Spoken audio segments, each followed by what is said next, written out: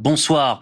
Merci d'être avec nous, médecin anesthésiste à Hénin Beaumont, président du collectif Santé en danger. Je voudrais d'abord entendre votre réaction sur cette agression donc en Vendée. Les incivilités et la violence physique font maintenant partie du quotidien des urgentistes. C'est ce qu'a dit tout à l'heure Patrick Pelloux. Est-ce que vous faites ce soir le même constat ? Oui, c'est vrai. Et comment voulez-vous que ce soit autrement ? Il y a des gens qui attendent pendant des heures. C'est insupportable. Alors, il y a des gens très bien qui attendent et puis qui se contiennent. Mais si vous êtes déjà un peu fragile, un peu sanguin, comment voulez-vous éviter ce genre de choses ? Voilà, c'est tout. Mais ce qui est scandaleux, c'est le système qui provoque ce genre de comportement. Bon, la personne qui a porté les coups, évidemment, elle sera condamnée et jugée. Et j'ai une pensée pour les équipes médicales et les collègues et la famille de ce brave brancardier, voilà. Mais le problème, c'est quel est le système derrière tout ça ? Voilà. On manque de monde, monsieur. On manque de monde. Frédéric Valletoux, j'ai bien vu. Et oui, il s'indigne. Ouais, c'est bien de s'indigner. Mais s'il s'indigne vraiment, il va voir Emmanuel Macron et il lui demande des brancardiers en nombre plus important, des infirmiers, des médecins dans les services d'urgence de France pour éviter qu'aujourd'hui, la durée moyenne, ce soit 6 à 8 heures d'attente. Je caricature un peu.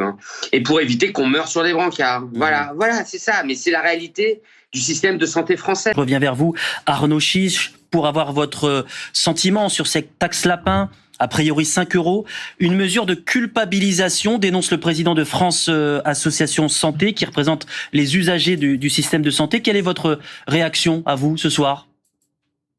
Alors, elle est comment vous dire ? La communauté médicale est strictement exaspérée par les lapins, les consultations non honorées. Voilà, donc c'est quelque chose qui sera plutôt bien accueilli par les médecins. Cependant, je vais vous donner un petit exemple. Vous savez, moi je travaille dans le bassin minier, dans le Pas-de-Calais. Je fais beaucoup de consultations d'anesthésie. Et puis parfois, vous savez, vous tombez sur des gens précaires, socialement, qui n'ont pas le permis, qui sont obligés de prendre un bus, qui ont parfois du mal à rassembler leurs papiers. Et en fait, sans vouloir faire du Zola, vous vous rendez bien compte que parfois, une consultation, elle n'est pas honorée parce que pour certaines personnes, c'est difficile d'honorer une consultation. Alors, je ne veux pas faire pleurer dans les chaumières, mais non seulement cette taxe de 5 €, elle ne va pas profiter aux médecins, d'abord, faut quand même le rappeler aux Français, parce que c'est une amende, en fait, c'est une amende. Les gens qui ont de l'argent, ils continueront à ne pas honorer leur rendez-vous. 5 € quand on a de l'argent, on s'en fout. Et je trouve que il faut s'assurer que ça ne freine pas l'accès aux soins des gens les plus hésitants ou les plus fragiles. Il faut faire très attention. Il va falloir mesurer l'effet de ça. Alors, l'objectif du gouvernement, c'est de répondre à un souci majeur des Français, la capacité de trouver un rendez-vous chez le médecin dans des délais acceptables.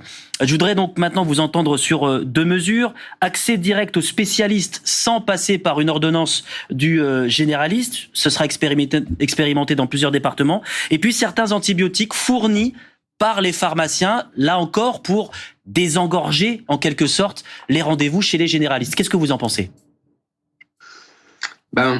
Il faut se méfier, il y a du pour et il y a du contre. Alors le pour, effectivement, l'infection urinaire simple de la femme jeune, c'est vrai que devoir aller voir un médecin pour prendre parfois un seul sachet d'antibiotiques pour guérir une infection urinaire simple, ça paraît complètement superflu. Et je pense que ça va rendre service. Vous savez, l'angine, par exemple, c'est déjà un diagnostic, l'angine. Mais si je vous dis que j'ai mal à la gorge, moi, je sais pas si c'est une angine. Il faut faire attention. La médecine, c'est pas quelque chose d'hyper facile, de forcément facile. Donc, ça va rendre des services. Il va falloir faire attention. Pour l'accès direct aux spécialistes, pourquoi pas ? Après, vous savez, moi, il y a des gens qui disent tiens, je me ferais bien un petit bilan cardio. J'espère que ça va pas emboliser les créneaux des cardiologues, aux dépens de gens qui ont des maladies chroniques et qui vont devoir attendre.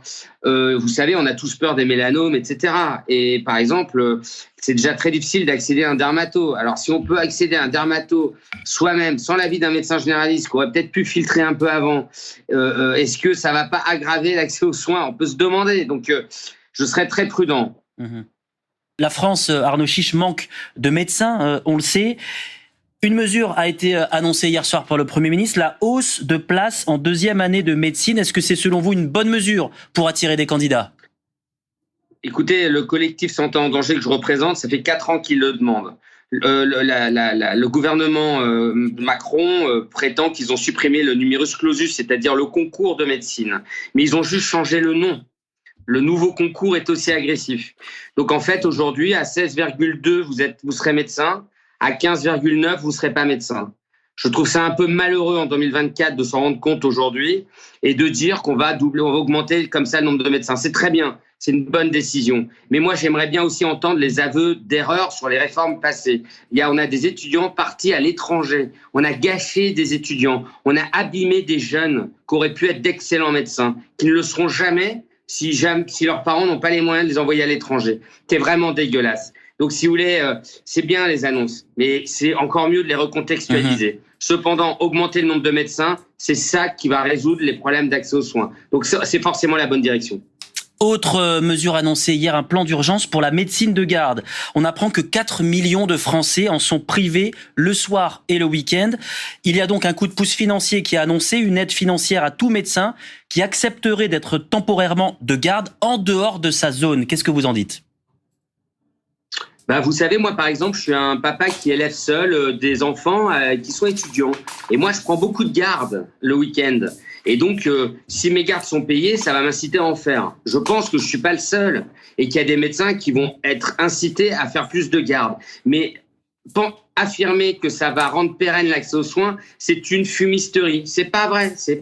Pourquoi ? C'est pas comme ça qu'on va y arriver. Il faudrait vraiment augmenter le nombre de médecins. Je vais vous faire un petit clin d'œil. Il faudrait qu'ils se mettent d'accord, Gabriel Attal, notamment avec Stéphanie Rist. Il y a quelques mois, Stéphanie Rist, rappelez-vous, elle a baissé la rémunération des remplaçants qui prenaient des gardes aux urgences. Et moi, je connais des médecins urgentistes qui prennent plus de gardes dans les SMUR et aux urgences parce que ce n'est plus payé correctement. Donc, vous voyez, j'ai le sentiment qu'en fait, il n'y a pas de loi de programmation. Il n'y a pas de plan solide. On ne sait pas tellement où on va. Alors oui, il y a des mesures. Gabriel Attal, il a bien senti que là, il fallait parler de santé. Mais moi, j'aimerais bien des choses un peu construites. J'aimerais bien une feuille de route. Merci. Merci beaucoup Arnaud Chiche, médecin anesthésiste à Hénin-Beaumont dans le Pas-de-Calais, président du collectif Santé en danger.